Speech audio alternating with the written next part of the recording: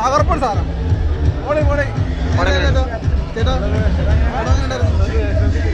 നല്ല വേഷം കിട്ടി ചെറുതായിട്ട്.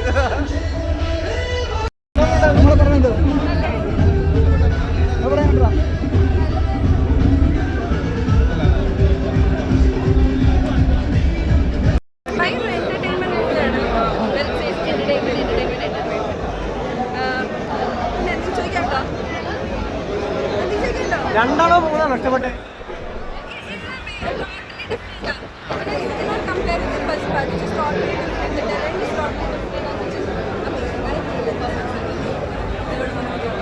ടൈം ട്രാവൽ എലമെന്റ്സ് ഒക്കെയാണ് പുതിയ പരിപാടിയാണ്. പല കാലഘട്ടങ്ങൾ കണ്ടു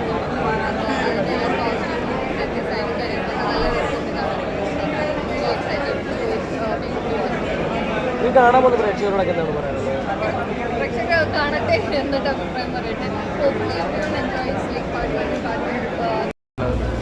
അടുത്തി എല്ലാവരും പോലെ ഞാനും ഒത്തിരി ആകാംക്ഷയോടെ കാത്തിരുന്ന പ്രോജക്റ്റാണ്. ഒരു 8 വർഷത്തെ ക്യാമ്പിലാണ് സിനിമ. ആദ്യം സെക്കൻഡ് പാർട്ടിൻ്റെ ഭാഗമായി കഴിഞ്ഞപ്പോൾ തേർഡ് പാർട്ടിലേക്ക് വരുന്നത് വിചാരിച്ചിട്ടില്ല. ഒരു 2024 ആ സമയത്താണ് വിജയചേട്ടനാണ് ജയസൂര്യ കോംബോ എങ്ങനെ ഉണ്ടായിരുന്നു? സെക്കൻഡ് പാർട്ടിൽ നല്ലൊരു കെമിസ്ട്രി ആ ഒരു ലാസ്റ്റ് എല്ലാം നല്ല ക്യാരക്ടർ ഇതിൽ വരുമ്പോഴും വളരെ കുറച്ചേ ഉള്ളൂ. എന്നാലും കുഴപ്പമില്ലാതെ ചെയ്യാൻ പറ്റും. ശരിക്കും എത്ര നാൾ എഫേർട്ട് എടുത്തു ഈ ഒരു പ്രോജക്റ്റിന് വേണ്ടിയിട്ട്? ഒരു വർഷമായിട്ട് അവർ എല്ലാ പരിപാടികളും അവർ ചെയ്തുകൊണ്ടിരിക്കുന്നു. ചേട്ടനൊക്കെ ആണെങ്കിലും ചേട്ടനാണെങ്കിലും അതിൻ്റെ ഇടയിൽ സിനിമകൾ ചെയ്യുന്നുണ്ടെങ്കിലും ഇതിൻ്റെ ശ്രമങ്ങൾ നടക്കുന്നുണ്ട്. അതിൻ്റേതായിട്ടുള്ള കാര്യങ്ങൾ നടന്നുകൊണ്ടുണ്ട്. ഇത്രയും ഒരു ഗ്യാപ്പ് വന്നതിന് ശേഷമാണ് ടു അപേക്ഷിച്ച് 3ലേക്ക് വരുമ്പോൾ എങ്ങനെയാണ് അതിൻ്റെ എത്രത്തോളം? ഒന്നാമത് ഇതൊരു ബഡ്ജറ്റ് പ്രോജക്റ്റാണ്. രണ്ട് ടൈം ലൈനിൽ ചെയ്യുന്നൊരു പ്രോജക്റ്റാണ്.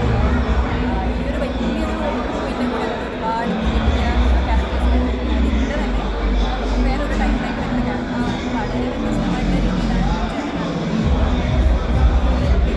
പ്രോജക്റ്റിൻ്റെ ഭാഗം.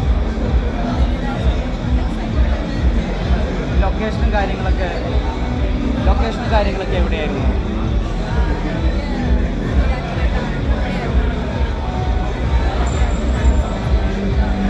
ഇപ്പോൾ നാളെ പെരുന്നാളൊക്കെയാണ്, മറ്റന്നാൾ പെരുന്നാളൊക്കെയാണ്. ഇപ്പോൾ പെരുന്നാളിനാണ് ഇപ്പോൾ റിലീസായിരിക്കുന്നത് പടം. പ്രേക്ഷകരുടെ അടുത്ത് എന്താണ് ലാസ്റ്റ് പറയാനുള്ളത്?